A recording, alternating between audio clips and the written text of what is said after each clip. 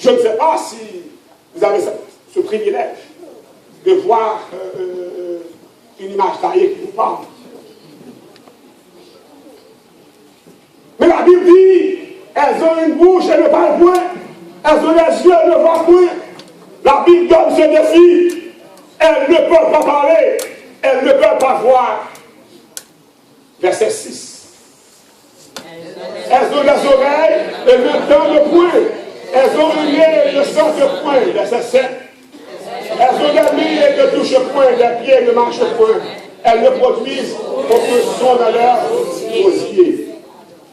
Ce soir, frères et sœurs, mesdames et messieurs, la Bible nous décrit la situation des images taillées, des idoles. Voilà comment elles fonctionnent. Voilà comment elles agissent. Elles ne peuvent pas parler, elles ne peuvent pas voir, elles ne peuvent pas entendre, elles ne peuvent pas toucher. C'est ce que la Bible nous dit. Mais ce soir, dans le message de ce soir, je vous ai dit attention à votre adoration. Et voilà pourquoi ce soir, j'ai annoncé ce titre. C'est parce que nous adorons Dieu sans intelligence. Je souhaite que Dieu vous ouvre l'intelligence. Votre intelligence ce soir pour vous faire comprendre une chose. Écoutez bien. Au niveau de Somme 115, on nous donne quelque chose de grande valeur. Les images taillées ne peuvent rien faire. Qui sont-elles? Les idoles. Qui sont-elles? Des faux dieux? Non, écoutez. Je reprends mon message pour que je puisse m'assurer l'atterrissage de cette connaissance ce soir. Le premier élément, c'était quoi? Adorer Dieu. Seul Dieu mérite l'adoration. Le deuxième élément, c'était quoi? Les morts ne savent rien. Dieu n'est pas le Dieu des morts. D'accord? Tout ce qui se fait sous le soleil, les morts sont en dehors. Nous sommes d'accord. Okay. Les images taillées qui sont-elles? Les idoles qui sont-elles? Non. Non. Je voudrais faire comprendre une autre chose. Ce sont des morts qu'on nous donne sous forme d'image taillée. Est-ce que l'apôtre Jean est vivant? Non. Avons-nous une image taillée pour l'apôtre Jean? Oui. Saint Jean? Est-ce que Pierre est vivant? Non. Avons-nous une image taillée pour Pierre? Oui, c'est Pierre. C'est Pierre. Oui. C'est Pierre. Maintenant, écoutez, c'est important, frères et sœurs bien-aimés, on ne peut pas jouer avec ce que Dieu veut vous faire comprendre ce soir. Dieu dit qu'il n'est pas le Dieu des morts. Ça veut dire que si nous adorons Dieu, nous ne pouvons pas avoir en sa présence les morts. Peu importe ce qu'ils ont fait dans leur vivant, après leur mort, c'est fini. Dieu n'est pas le Dieu des morts. Est-ce que Luc est mort? Oui. Avons-nous une image taillée qui s'appelle Saint-Luc? Oui. C'est ça? Oui. Les images taillées, frères et sœurs bien-aimés, Dieu dit deux choses. Et Satan a réalisé un coup de bête de les deux choses. Dieu dit, il n'est pas le Dieu des morts. Dieu dit, tu feras point d'image taillée. Et Satan a fait cette combinaison avec l'image taillée, il nous donne l'image taillée. Et l'image taillée, c'est la représentation de quelqu'un qui est mort. Vous ne comprenez pas? Oui. Si j'adore l'image taillée, je prie l'image taillée, la personne est vivante, ok. Si l'image taillée ne me répond pas, je vais vers le vivant pour qu'il puisse me répondre. Mais quand c'est ce mariage, c'est un mariage diabolique.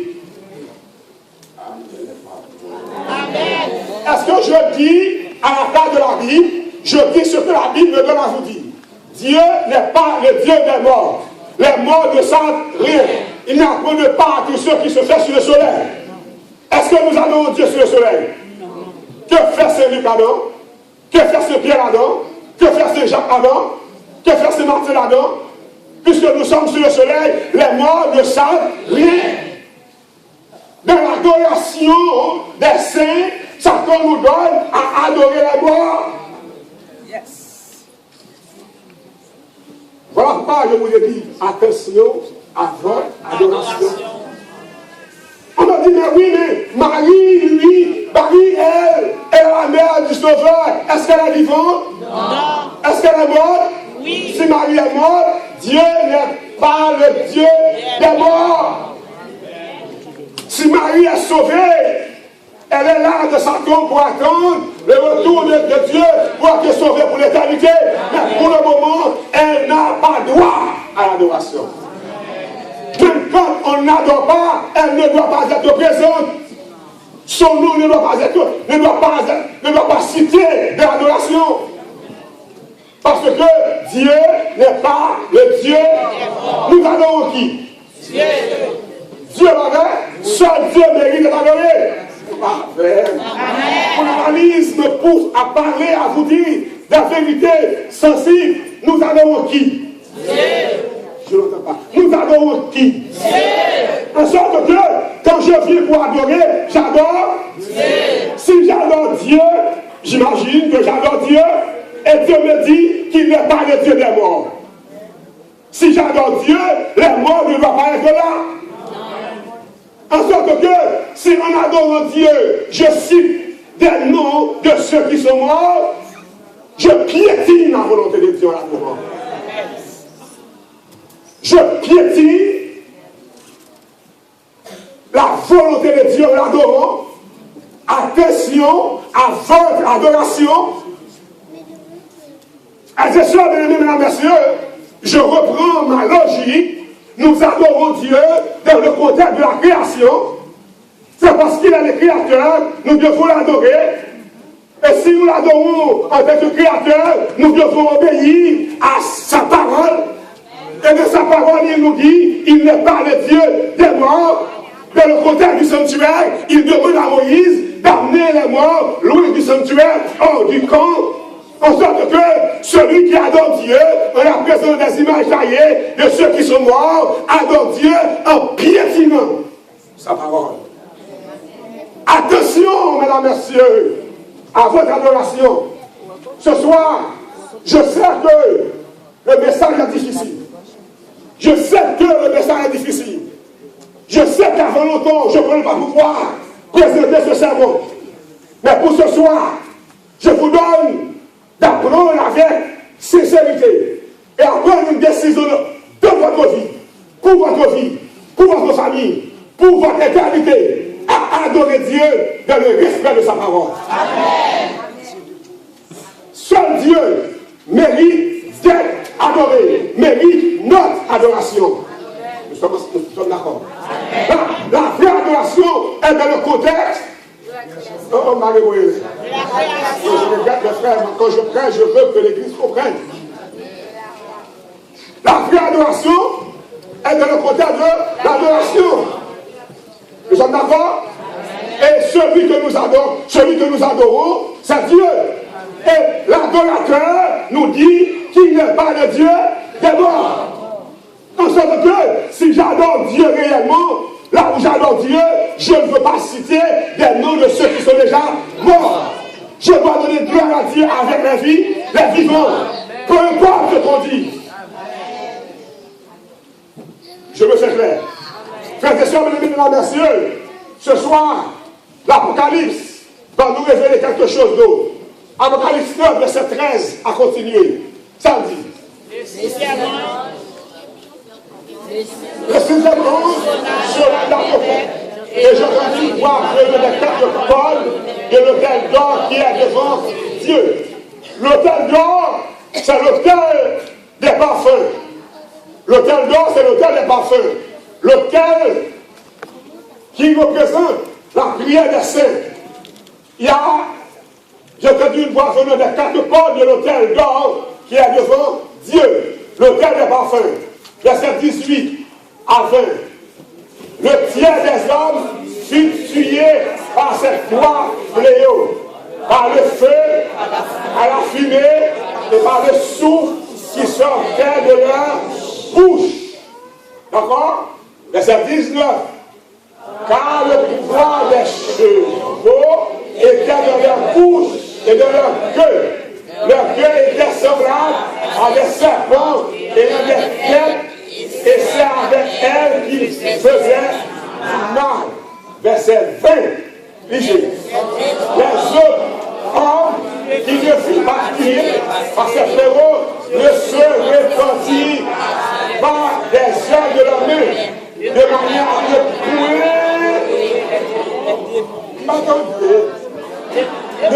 ne point adorer les démons et les idoles d'or, d'argent, d'airain, de pierre et de bois, qui ne peuvent ni voir, ni entendre, ni marcher. Psaume 115. Qui ne peuvent ni voir, ni entendre, ni marcher. C'est moi l'analyser pour vous. Les deux hommes qui ne fuient pas, qui ne pas se faire, ne se répandent pas des œuvres de manière de mal. Les démons. Vous d'accord? Je fais marier un démon avec l'idole. Les démons figurent, les idoles d'or, d'argent, d'airain, de pierre, de bois. Parce que frères et sœurs bien-aimés, quand nous adorons les idoles, nous adorons les démons.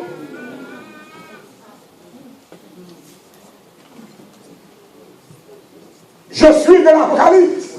Voilà pourquoi j'ai annoncé le thème de la campagne, le sanctuaire, la révélation du salut au cœur de l'Apocalypse. Le sanctuaire, frères et sœurs bien-aimés, c'est le message que Dieu donne à l'humanité pour maîtriser les éléments du plan de la rédemption. Et l'Apocalypse, c'est la dernière révélation du plan de la rédemption. En sorte que les éléments apocalyptiques nous donnent une lumière sur le message du sanctuaire. Ce soir, notre dernière lumière à analyser. Dieu n'est pas le Dieu des morts. Il nous demande de ne pas avoir des idoles, de ne pas adorer les idoles.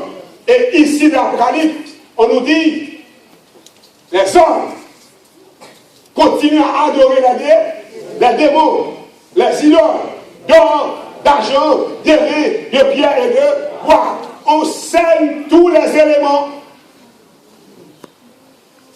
Idole d'or, idole d'argent, idole d'airain, pierre et de bois qui ne peuvent ni voir, ni entendre, ni marcher.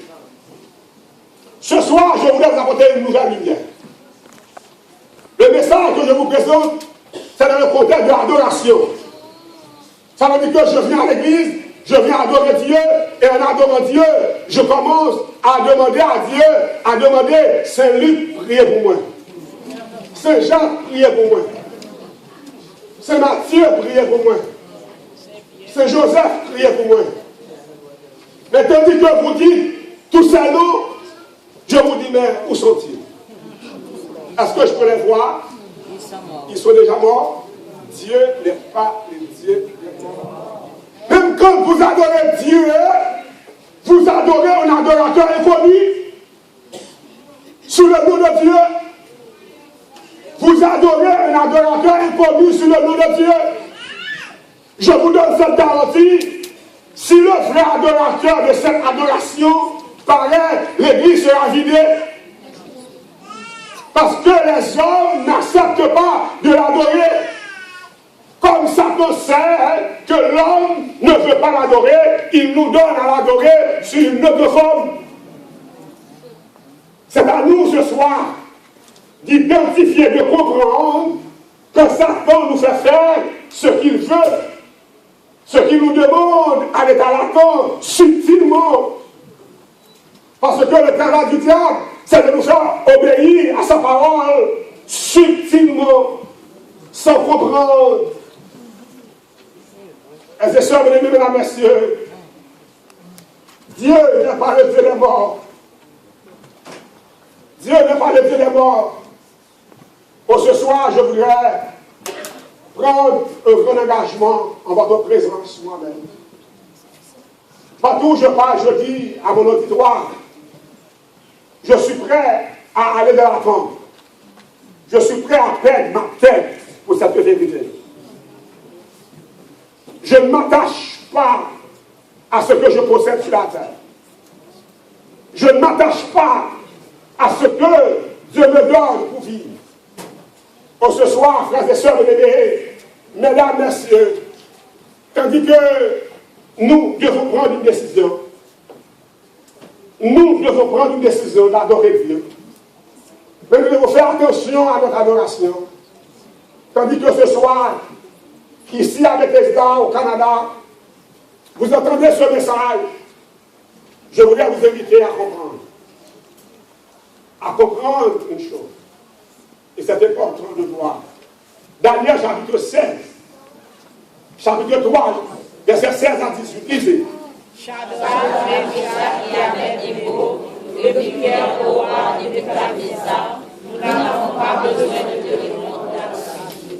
Les hommes nommés Shadrach, Meshach, Abednego, quand Nebuchadnezzar, le roi de Babylone, a fait construire une immense statue. Il a placé dans la vallée et il a demandé à tout son royaume de revenir. Des hommes de grande valeur viennent, c'est la tenue en compte de dernière classe sociale. Et le roi de Nebuchadnezzar demanda de jouer tous les instruments. Et il a dit, après avoir joué les instruments, je demande à tout mon peuple, je demande à tout mon peuple de se prosterner par devant l'image taillée que j'ai dressée. Vous ne comprenez pas? Que j'ai dressée. Est-ce que vous comprenez ce que je dis là? En sorte que cette adoration est une adoration montée par les hommes. C'est une adoration que les hommes construisent eux-mêmes. Une adoration construite par les hommes que j'ai dressée. Et quand Shadrach, Meshach, Abednego ont entendu la déclaration du roi, ils répliquaient au roi, Nebuchadnezzar. Quand on a joué pour une première fois les instruments, frères et sœurs, venez écouter ce que je vais vous dire. Quand on a joué pour la première fois les instruments, tous les habitants du royaume se prosternaient par devant la statue d'or. Des milliers de gens se prosternaient. Parmi des milliers de gens, nous avons trois hommes. Amen, amen, amen. Shadrach, Meshach, Abednego se tiennent debout. À tel point, le roi de Nebuchadnezzar les voit. Nebuchadnezzar dit, je ne crois pas que c'est vrai ce que je vois. Ces hommes sont mes serviteurs fidèles. Ils ne comprennent pas. Ils n'ont pas compris, ils n'ont pas entendu. Retournez-vous. Non. Le roi dit maintenant avec solennité, on va jouer les instruments. Et tout mon peuple se prosterna devant la statue. Il regarda les hommes, Shadrach, Meshach, Abednego, avant qu'on commence à jouer les instruments. Shadrach, Meshach, Abednego regardèrent le roi. Ils ont dit, mais non, le roi, nous n'avons pas besoin de te répondre là-dessus. Amen. Je ne vais pas mon Dieu va nous répondre. C'est mon Dieu, mon Dieu, mon Dieu, mon Dieu, mon Dieu, mon Dieu. Amen. Ma peste cavalier, ça fait garder. Ma pourri, ça fait garder. Ma en prison, ça fait garder. La vie à Vinti, ça fait garder. Quand tu as sauvé, ça me sauver. Au nom de Jésus. Amen. Nous n'avons pas besoin de te répondre là-dessus. Parce que là où nous sommes à un point de non-retour. Nous ne pouvons pas retourner en arrière. Parce que Dieu parle, c'est oui et amen. Il faut obéir à Dieu. Il faut qu'on donne. Il amène le corps. Je ne veux pas retourner en arrière. C'est ça, mesdames et messieurs. Au verset 17, vous pouvez imaginer ça. La statue est laissée. Tout le monde sont à genoux. Shadrach, Meshach, Abednego se tiennent debout. Amen. On pose une question à cela. Combien de monde qui est debout pour mon Dieu? Quand on peut blâmer.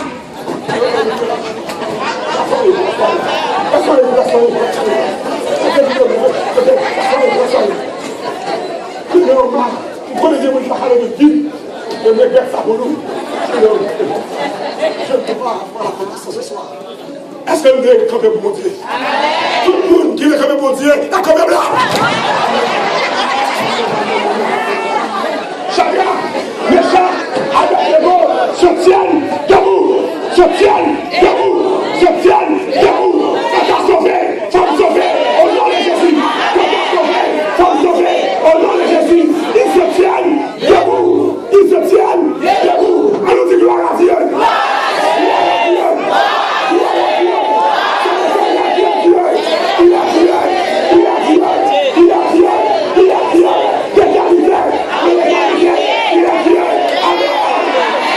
Qu'assoyez-vous. J'aime cette scène. J'aime cette scène. Parce que tout le monde se prosterne. Mais ceux qui connaissent Dieu restent debout. Malgré menace de mort, ils restent debout. On doit chercher le monde pour camper. On doit chercher le monde qui dit c'est ici la persévérance, c'est qui garde la foi. Bon, gros évangéliste qui dit arrivé à ce niveau, chaque Abednego pouvait faire semblant qu'il se masse les choses. Le cas fait semblant, c'est à passer sous les yeux. Il a tout bien ses tout. Même si pas à genoux, il y a bien. Souvent c'est comme ça, on va pas casser. Parce que c'est plus vieux.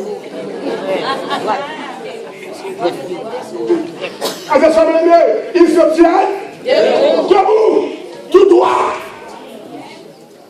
Le monde vous voit quand vous êtes du côté de Dieu. Vous défendez, vous prenez la défense de la parole de Dieu. Vous observez les commandements de Dieu. Vous ne travaillez pas le samedi. Fini. Alors,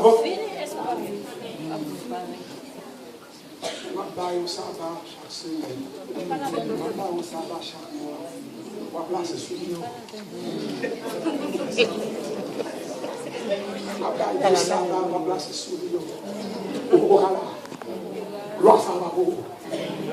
Bon gloire. Bon gloire. Parce que l'homme campé, combien vous dites là? Combien de milliers de nous? Bon Dieu, la milliers. Il faut le parler, oui. Parce que bon gloire cachée là. Frères et sœurs, qui déploie mon Dieu car c'est la vie. Qui déploie mon Dieu car c'est la vie. Vous travaillerez vos cœurs pour tourner comme vos salons. Mais mon Dieu, tu ne comme boss sans compétence.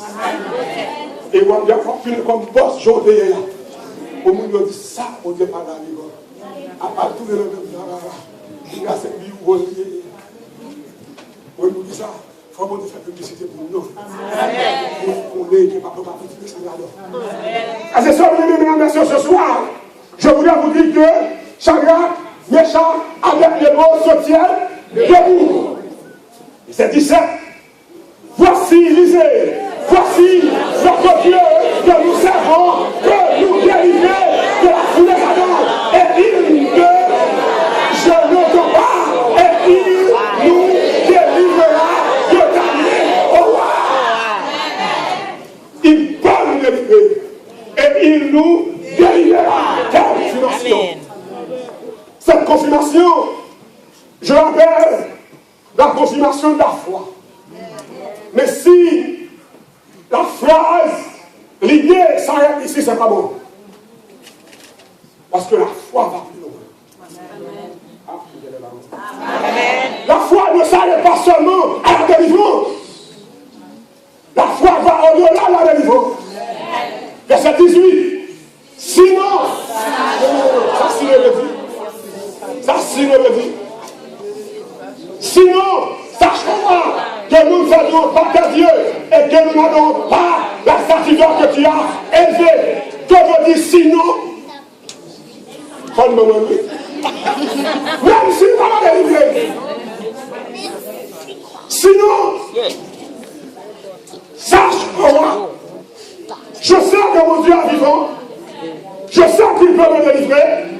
Je sais qu'il peut me donner un nouveau emploi. Un emploi plus stable, ordinaire que le premier. Sinon, on continue fidèle. Pas fidèle pour le travail. Pas fidèle pour chanter. Pas fidèle pour nous respecter. Même fidèle pour nous sauver. Même fidèle n'est pas vrai. Nous la croyons. On est malade pour mourir. On est malade pour mourir. Dans l'opération, nous avons travail, on fait 2-3 ans de travail. On va travailler pour la gagne. Même si tu n'as pas manger, quand tu as sauvé. Comme sauvé. Tu as sauvé. Comme sauvé. Tu as sauvé. Comme sauvé. Au nom de Jésus.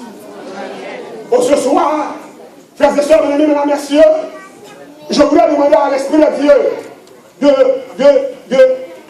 de passer dans votre vie. Il y a une beauté que l'Évangile perd en ce 21e siècle. La beauté de la foi. Amen. La beauté de la foi. Je traite dans un de mes ouvrages, l'ouvrage de côté encore, je parle des deux dimensions de la foi. Les deux dimensions de la foi, c'est ça, ça vient dire. Dieu peut me délivrer. Il est vivant.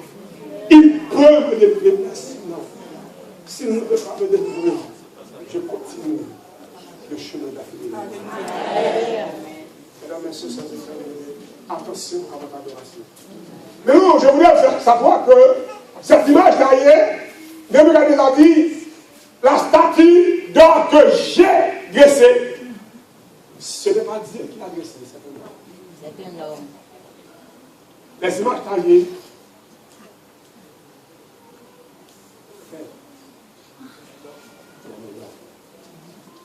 Pour ce soir, je vais faire un jour. C'est tout autre. Ce soir. Demain soir, il n'y a pas avoir de service. Pour ce soir. Je veux prier à tous ceux qui veulent se tiennent debout. La croix du Seigneur m'appelle. La croix est sur une chose. Chaque adventiste là, a répété, appelle ça. On va lever, on va chercher nos amis visiteurs. On va appeler le vent pour dire que vous pouvez sauver la population. On va lever, on va chercher nos amis. Moi, je prends mon ami. Je prends mon ami déjà.